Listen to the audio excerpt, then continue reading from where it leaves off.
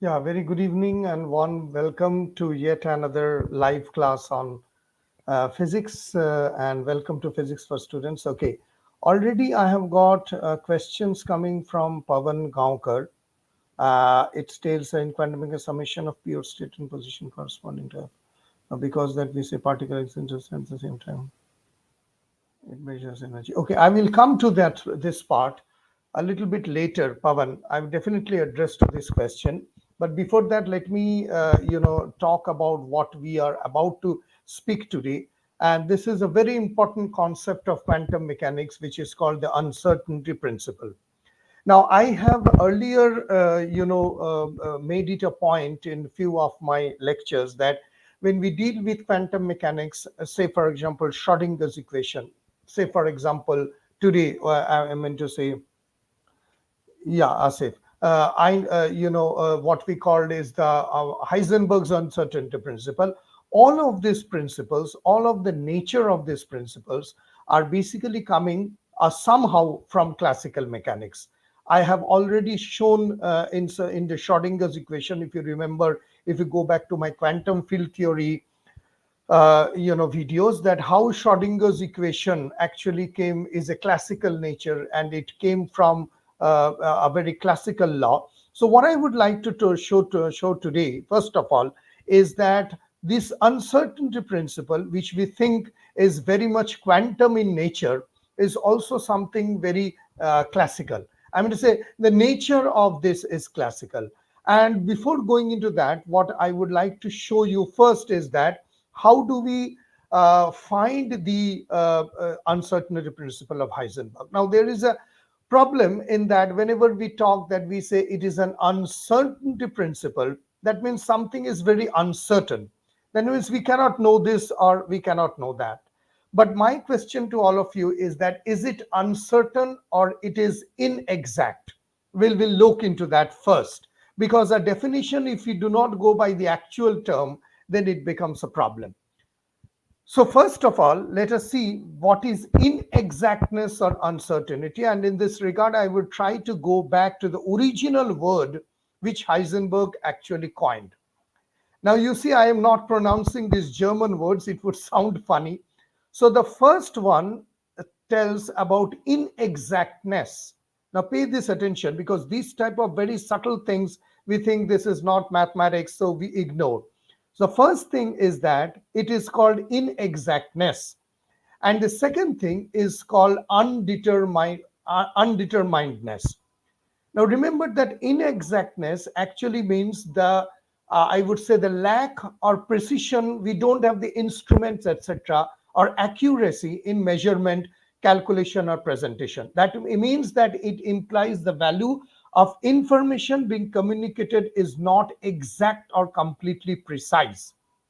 Okay, this is basically what do we mean by what we called is inexactness. That means there is a lack in the precision of measurement, and there is a lack in terms of a presentation. So that is what is called inexactness. If I come to the uncertainty, uncertainty is actually what we call lack of knowledge or information about a particular event. That means we really don't know the outcome or the measurement, and it implies that the true value or outcome is unknown or cannot be precisely determined. Now the thing is that if you go to the original paper of Heisenberg, which I have not shown in here, he has used this term. First of all, it is inexactness, and the second one is called undeterminedness. Undeterminedness in the sense that it cannot be determined. But you see, uncertainty is again something which is totally different. It has nothing to do with, I mean, so I just want to make sure that you really understand this definition and understand the difference between these two. So here you see uncertainty, I mean to say delta x, for example, we call it is an uncertainty in position. And we say that delta x is very small. Yes, many people think that quantum mechanics is weird, but I did learn the uncertain principle, I have understood that in order to define a position, we need the collect different wavelength. Okay, yeah. So you see that in the classical world, it is delta x means something which is very, very small. And delta p is uncertainty in momentum, which is greater than equal to the reduced Max Planck's constant divided by 2. So the position and the velocity on object cannot be both determined or measured at the same time. So in the quantum world, that delta x, that part is something which is causing all the problem. I'm going to say in terms of quantum mechanics, let us understand it in this way. So we understood what we mean by basically the uncertainty principle. Now, what I would like to do is that from here, I would like to transform a little bit back. So you see that in the thumbnail, I posed a photograph of Joseph Fourier, which was much earlier, and then the Heisenberg's uncertainty principle. So I am not saying that Heisenberg's uncertainty principle is deterministic, etc. No, not saying that. What I am doing is that I'm going back to the roots of something which is called Fourier transform.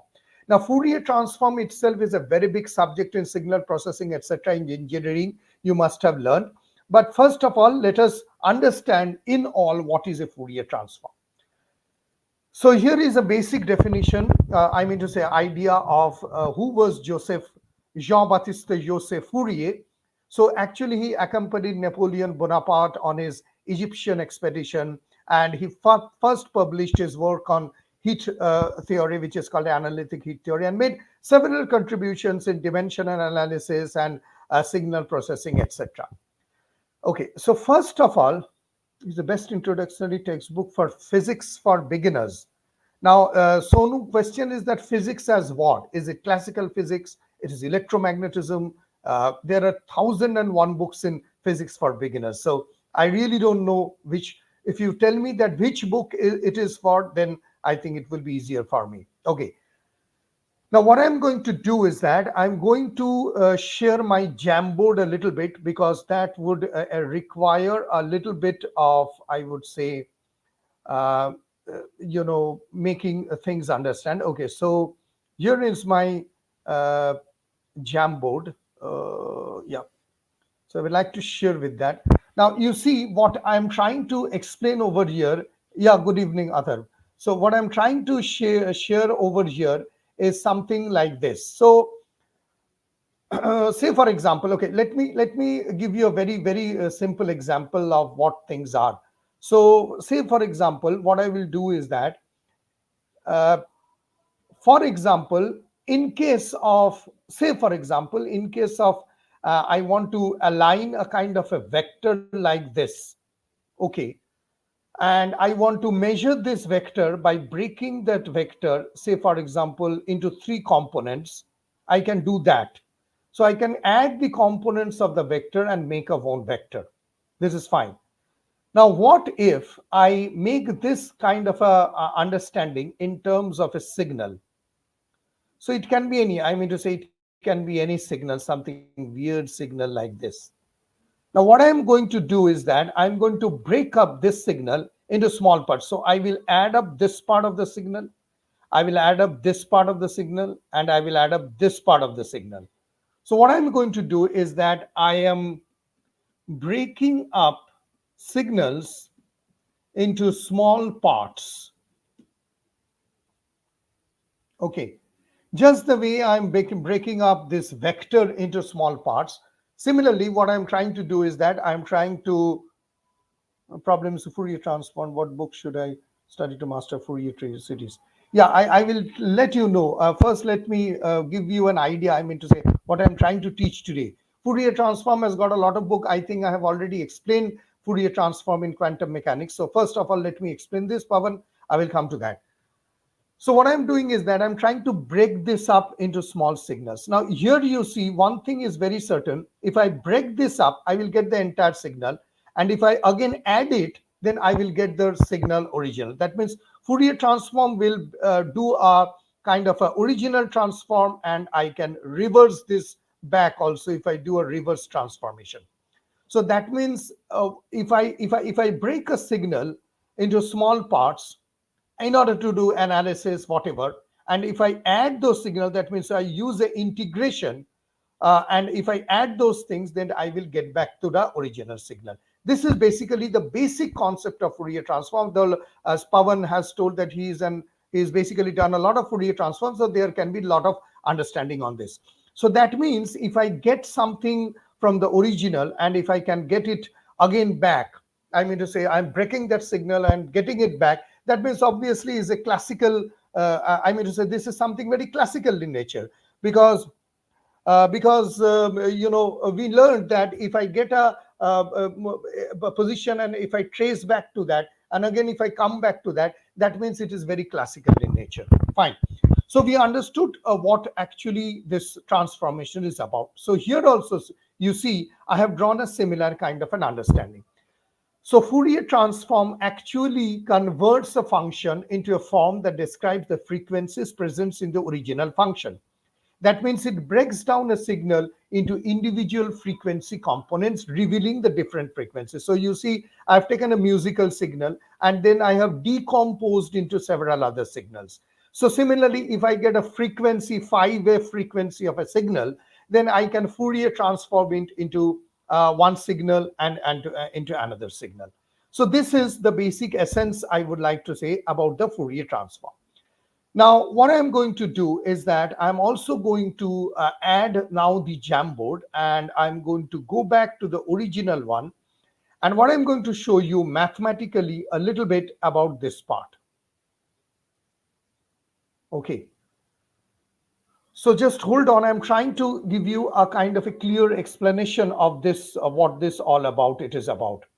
Now, first of all, you need to understand one thing, that if I see a minus symbol, if I see a negative symbol, that means it is a forward or a just normal Fourier transformation. And if I don't see a negative symbol, I don't see here, that means it's a backward. I will tell you what it is. I will just give you time to explain all those things. So these are actually the two Fourier transform, I would say, equations.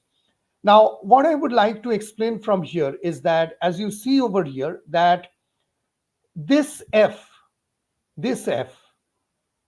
and this F, if I say, these are actually what are called as Fourier transform pairs.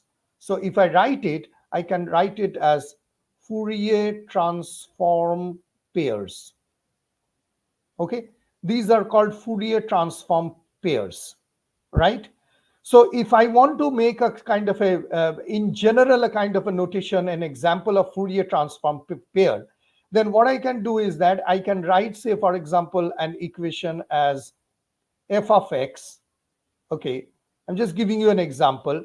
And then I will use a kind of a double arrow, because this means that I'm going forward and then I'm coming backward. And then I will use a different kind of an f, just to show you that this is an Fourier transform. Then I will write another f and put a hat on it.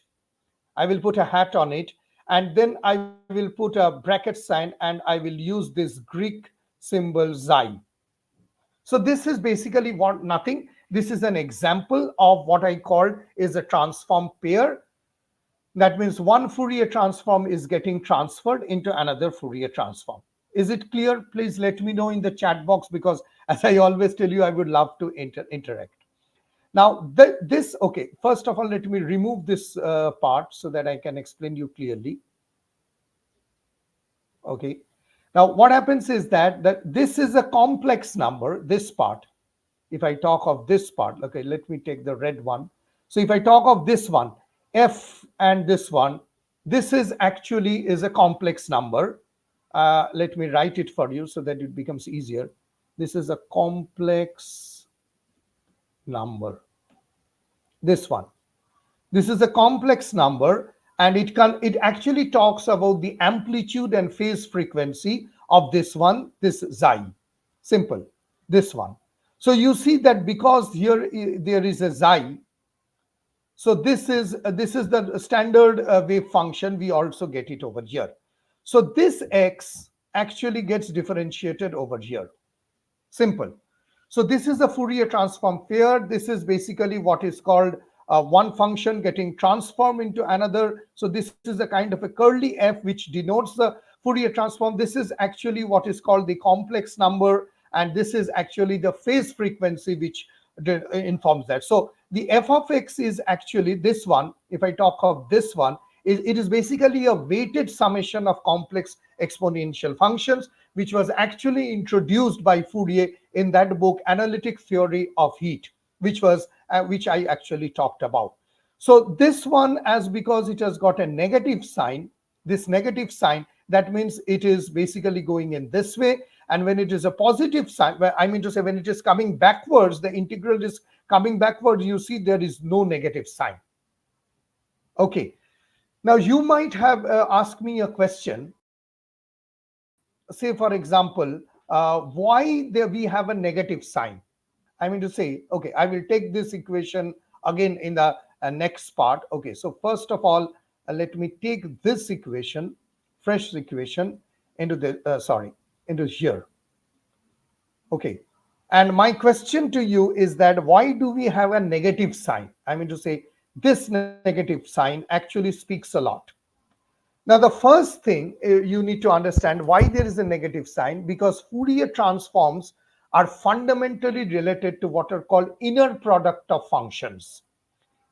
Inner product of functions, right? Are you all enjoying this lecture? I mean to say, are you finding it interesting? Because you all people stay so calm. So this is the inner product of function, and inner product of complex valued functions actually, I mean to say, requires a kind of a conjugation to ensure that it is a real valued result. So the minus sign is actually a forward transform in order to ensure that the inner product between a function and its Fourier transform is a real valued function, right? It is a real valued function. So if I want to put it in this way and in this Jamboard, so what I would say for example, here, the negative, I am trying to explain you why there is a negative sign. So it would actually show that minus sign. So I can put it over here. The minus sign would ensure, I would say, would ensure that the, sorry, that the inner product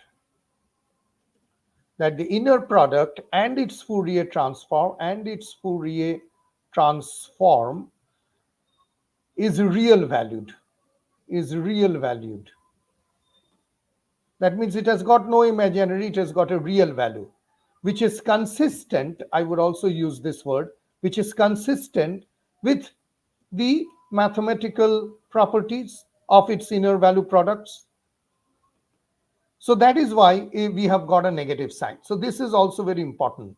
So the minus sign would ensure that the inner product and its Fourier transform, sorry, this should be Fourier transform is real valued function and it carries with its mathematical properties. Okay. There is another important thing which you should also know, that the complex exponential, which we will come to that, actually also represents rotation in the complex plane.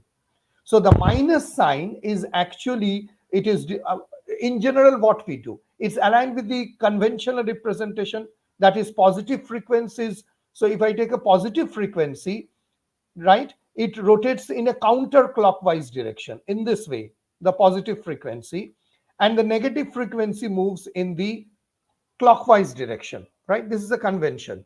So in the exponent, if we get a kind of a clockwise rotation, so it aligns with the conventional representation of a positive frequency rotation, which is counterclockwise, and a negative frequency rotation, which is a clockwise. And the minus signs also, it shows a kind of a symmetry, because the inverse Fourier transform, as you see, which has a positive exponent. So that means if I remove this one, if I go to this part, where is this? Yeah, this one, it has got a symmetry, because this one is the inverse. Remember, this is the inverse.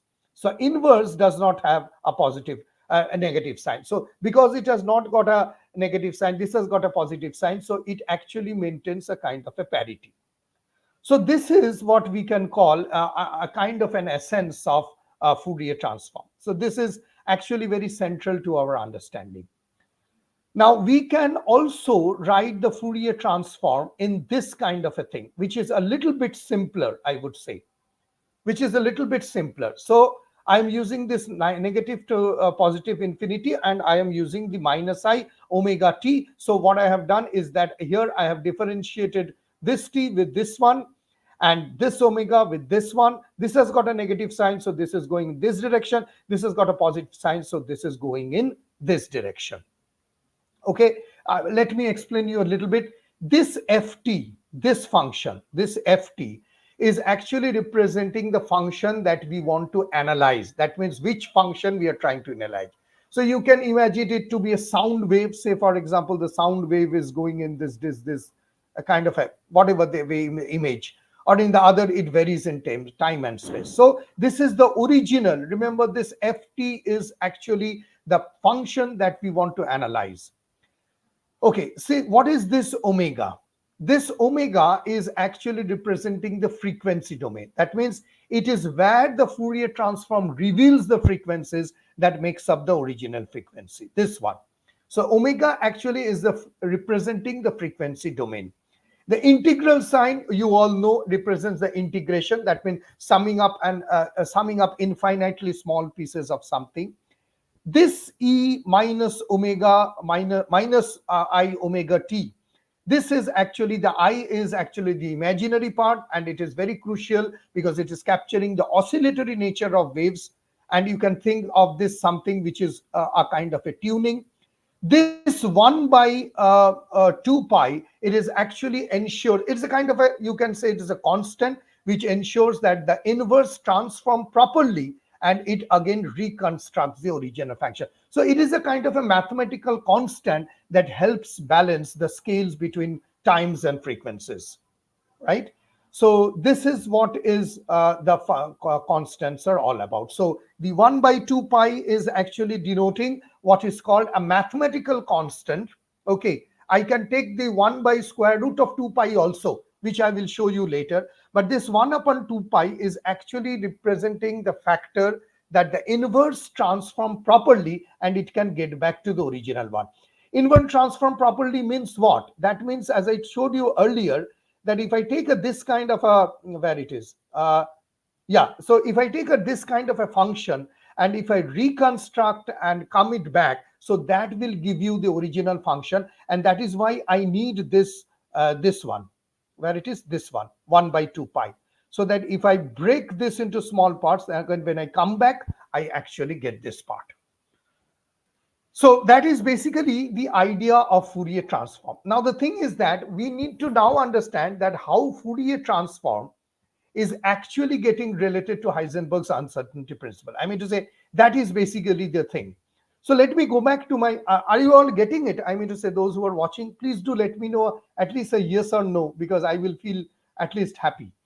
So here now you see what is happening. That if I take a frequency, a very high-end frequency, right? And this is the frequency, the f, and then a time, then what I see is that if I want to know where I was at a specific time, that is a temporal position, then what I can know, I don't know what the frequency about, because that is the catch of Fourier transform. Okay, what I'm trying to tell is that the moment I take a function and then I Fourier transform it to any other function, there is a trade-off. If I'm trying to know precisely a kind of a function which where it is, then the Fourier transform will expand it in such a way that I won't be able to know this. So if I want to know where I was at a specific time, that means I want to know what the temporal position, I want to know the time. You see on the right hand side, I don't have any temporal information. What I see, there is a huge amount of frequency distribution. There's a huge amount of frequency distribution. Again, you see on the next part, what I have shown you is that if I want to know that can I get an arbitrarily high frequency resolution and a temporal resolution? No. Because the moment I try to get an arbitrarily high frequency resolution, which is the left hand side figure, you see the temporal resolution is so big that I really don't know where the particular part is. So as I have shown you that on the left hand side I can know this point, I mean to say the red dot, if it is here or here or here. But at the moment I want to know arbitrarily a high frequency resolution as well as a temporal resolution, you see the frequency gets transformed. It gets transformed in such a big way that it is impossible for all of us to know it. Now, if I again go back to my Jamboard once more, if I again go back, what is your question, Pavan? What is your question? So if I again go back to a fresh Jamboard and if I take a kind of a frequency right over here, say for example, if I take a frequency something like this, and what I do is that I make a Fourier transform of this into this part. Okay, so what will happen is that the moment I'm trying to make an understanding of this, if I get a kind of a frequency like this, and the moment I do a kind of a Fourier transform, I will get something like this. I will get something like this.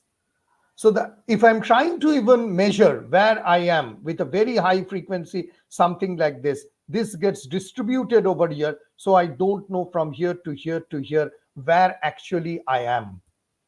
Where actually I am. So that is actually what is the problem with, I won't say problem. This is the typical feature of what is called the Fourier transform, right? I hope this is getting clear. Next, also, I would like to show something here. Okay. So the more I am certain over here, I am less uncertain over here. And I am more uncertain over here, I am less certain over here. So this is actually what is the idea of that Fourier transform. So again, what I'm trying to tell you is that you see, this is nothing very quantum in nature. I mean to say the uncertainty principle, if I talk of it, it is not very uncertain in nature. It is basically what it is giving is something same as what the classical Fourier transform is telling. So, you know, if I'm trying to Fourier transform anything, I will get less of this and more of this. And again, from this, I'll get more of this and less of this. Right. So this is actually the beauty of Fourier transform. Any kind of an equation, if I'm taking it and I'm doing a Fourier transform, it actually results into this. So all those equations, which I just let me go back, sorry, let me go back to this. So all those equations which I am trying to show, I mean to say in this part of the equation, this part of the equation, this part of the equation, any part. If I make a Fourier transform of this particular into this gets elaborated here. And if I go again, I will go back to here. So this is why it is called, that is why it is called the reversal one, from here to here, and I'm going back again from here to here. So now if I include the 1 by 2 pi factor also, if I include the 1 by 2 pi factor also, see what happens over here. It gives an equation like this, and it gives an equation like this. Okay, so this is including the 1 by 2 pi factor.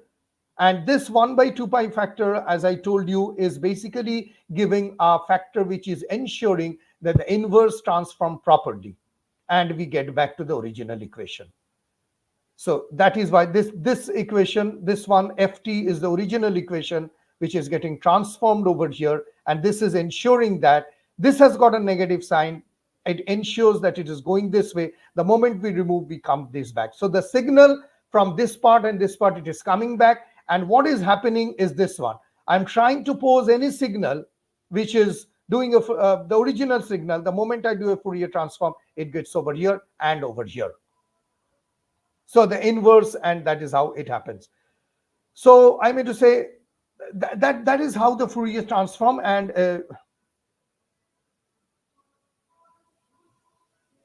right, okay. So what I will do now is that I will add to my stage, and what I will try to do is that I will now show you the final part, which is the connection between Heisenberg's uncertainty principle and the Fourier transform, which happens over here. I will just go back directly to this part, and I'm so sorry.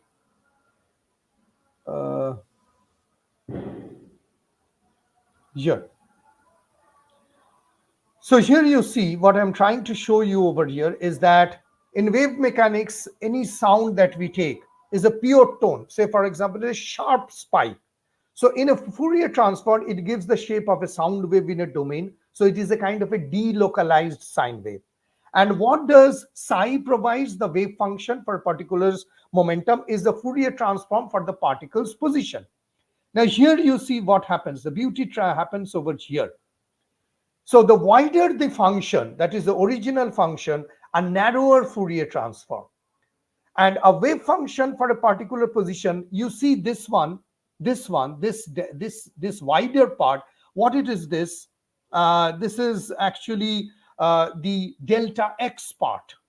Okay, so if I again show my Jamboard over here, if I go over here, okay, let me put this part over here. So if I take this equation over here, okay, and what we find is, let me take my, oh, I'm so sorry. So sorry, this one, no, this one. So I'm trying to take this part. Yeah.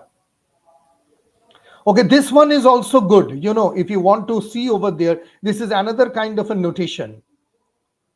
This is, I have written my quantum instructor. So this one is also the Fourier transform notation, this one, F, which I have written. And this is the inverse.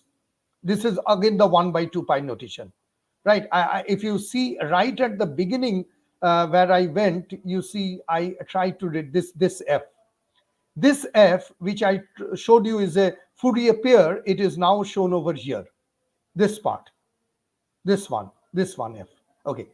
So what I'm trying to show you, this gap is actually the delta x part, the wider gap, that is the delta x part. So now I will show you what actually it is. So here you see what happens is that the wider the part, the wave function of the particular momentum is narrow, and the wider it is, the narrower, and the narrower it is the wider. So from here, what we can tell is this one. You see, if you know less about the particle's position, again, I'm trying to tell you that this is very classical in nature, because it was done by Joseph Fourier when uncertainty of quantum mechanics was not taken. It's just into signal processing. So if you know less about the particle's position, right, the more we know more about the momentum, it becomes narrow. And we try to precisely find out the position, one position, the less we know, because the Fourier transform gives a very wide probability and we cannot tell what it is. Okay, so what we can see from here is this. So when there is a high probability that a particle is going to be measured in a small region, then there's a low probability it will be measured within a small momentum. Heisenberg's uncertainty principle states that is a fundamental limit. Remember, this is the language. Fundamental limit to how precisely we can simultaneously measure certain pairs of properties. Okay, so it implies that more precisely we try to measure one property, the larger the uncertainty or variability. So the uncertainty principle does not come not only in quantum mechanics, but it is something which is very true in signal processing and classical wave mechanics also. So from here, what we can summarize is that the uncertainty principle is caused by experimental disturbances. This is a misconception, because the uncertainty principle is not caused by external factors, but it is an inherent property of quantum system.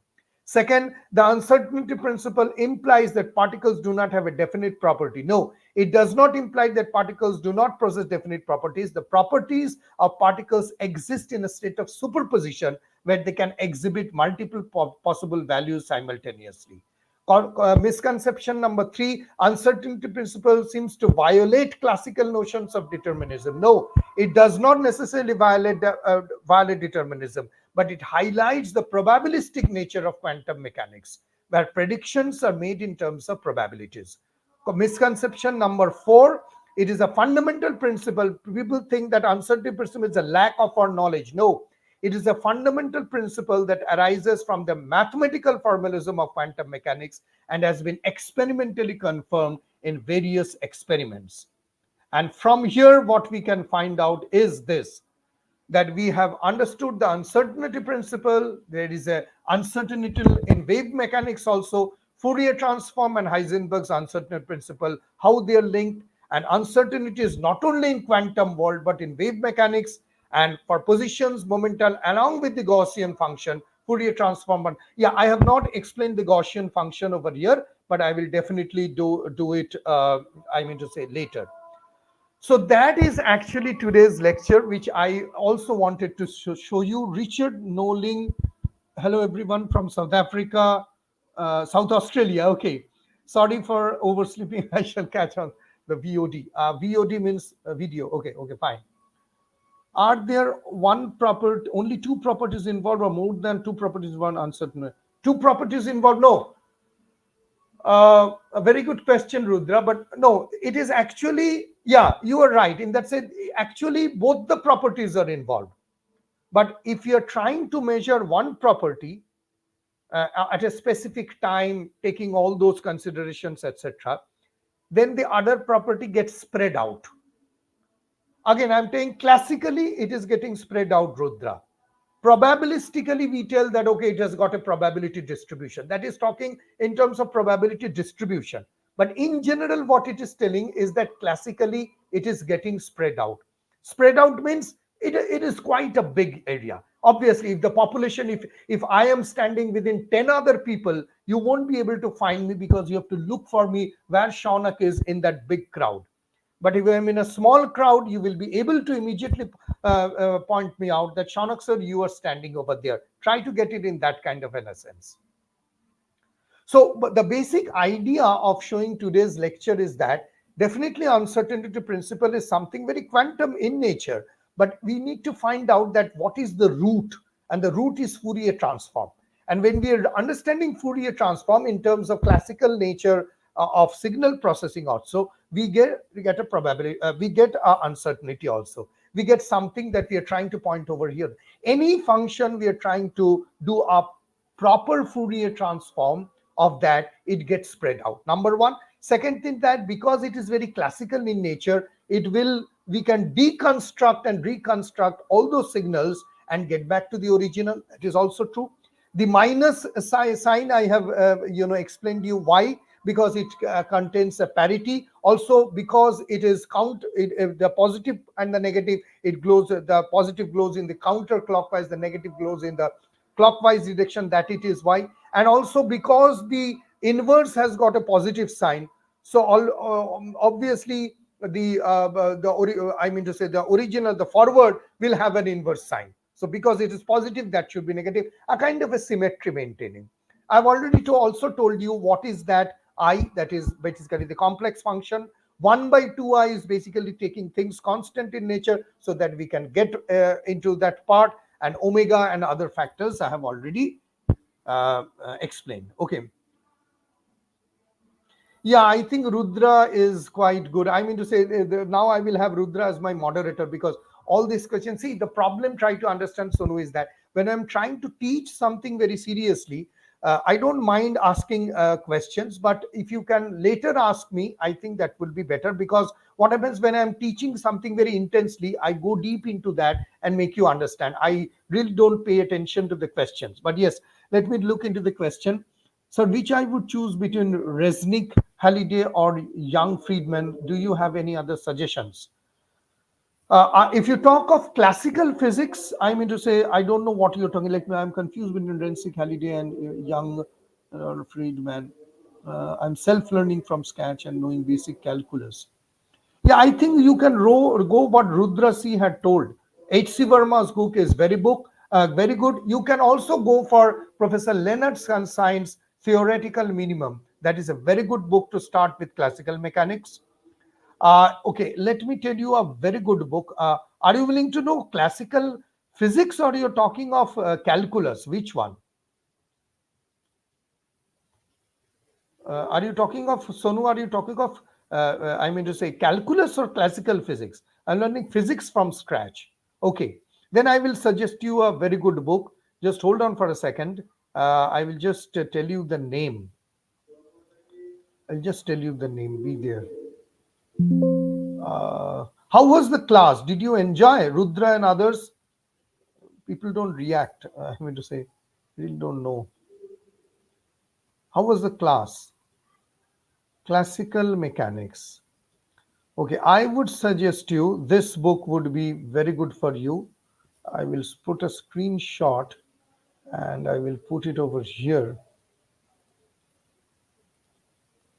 Prasant Kumar Padi is telling great. Okay, very good. What about Sonu, the new person in because I'm interacting with you for the first time? Did you really enjoy it or it was nonsense?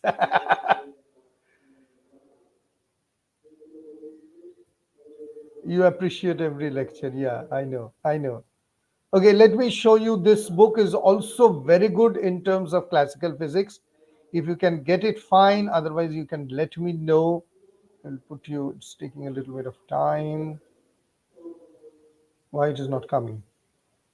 Jamboard is nowadays jam or what? Yeah, this is a very good book in fundamentals of physics. This is a very good book. I think you talked about that, isn't it? No, no, no, no. You don't have to be sorry at all, Sonu. Don't take me wrong. I am not saying that you are sorry. You can ask any question, but what I'm saying, when I'm teaching something, that becomes a kind of a because I don't really pay attention. So this would be a very good book for war. Halidian Resnick, I think. Oh, you told that Halidian Resnick. Right, right, right, right. So why are you confused? This is one of the best book. I mean to say, anything you should go ahead with this. So no problem. I would highly recommend to this book. With good intuition. Yeah. To behind Fourier transform. Why do we do it? Yeah. Yeah. So I appreciate every lecture. Thank you. Thank you. Thank you very much. Thank you very much. So, Sonu, you should not face any problem. And if you face any problem, I really liked it and all your recordings. Okay, Richard Noling. Yeah.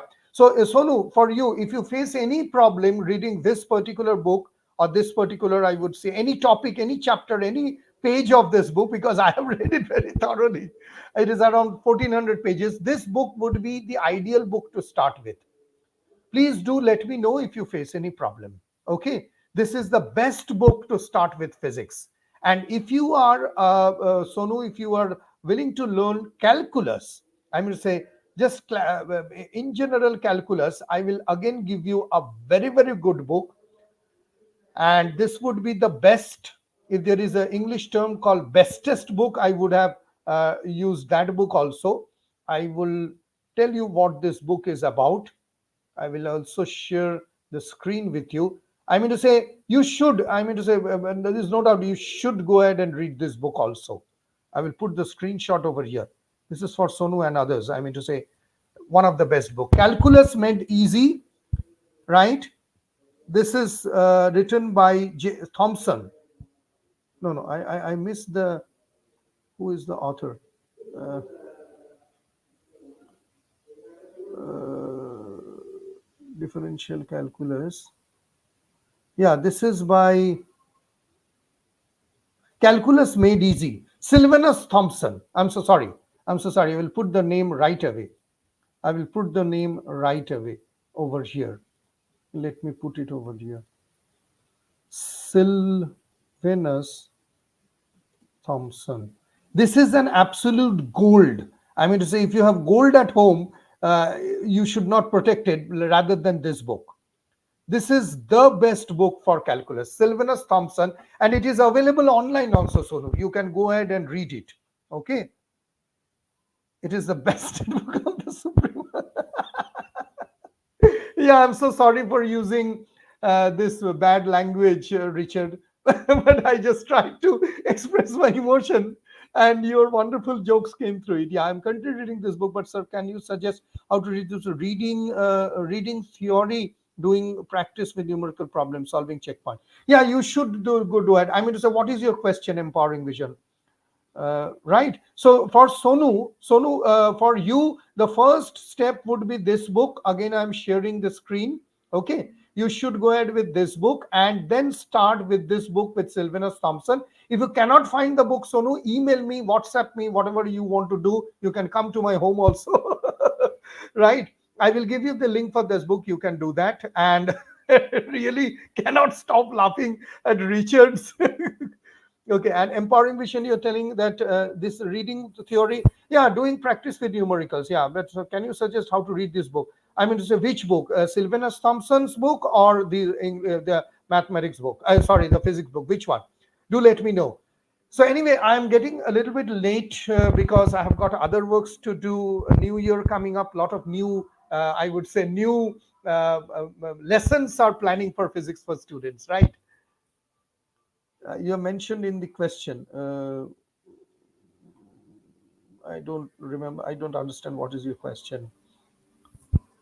So, if you, I mean, so how to read this book? If you're facing any problem in understanding that, I cannot tell you right now. You WhatsApp me, email me the screenshot where you're not getting the point. I will let you know.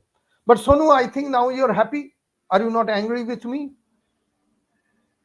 Yeah, I wish you a very good new year. Yeah, Richard, I think we can meet another, maybe tomorrow or day after tomorrow, just before the new year. And we are meeting on 30th with a podcast also with Professor Rubel on data science. And 31st, I'm coming up with a webinar also.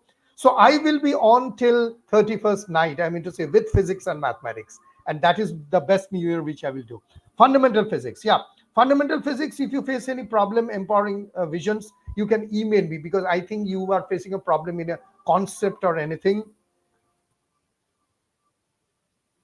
No, I'm not burning out, Richard. I understand what you are telling. You know, waking up late at night, getting a high blood pressure, etc. Yeah, recently I got a little bit of blood pressure, which came a little bit up. But now what I have started is do a lot of walking and taking very light foods, and somehow the blood pressure has come down. Yeah, I understand waking up late at night because I sleep only 1.5 hours because I go to sleep around 4:30 at night and wake up at 6 o'clock. Again, go for a walking. That has really taken a toll of my health. Anyway, we can connect later, Richard. But thank you very much for taking care of my health, and it really touches my heart. I mean to say, it's amazing that somebody is thinking. Yeah. So I won't burn out, Richard. Don't worry. I will be there. I won't die, and I will be more productive in 2024. I'm not going to die. I'm taking care of that.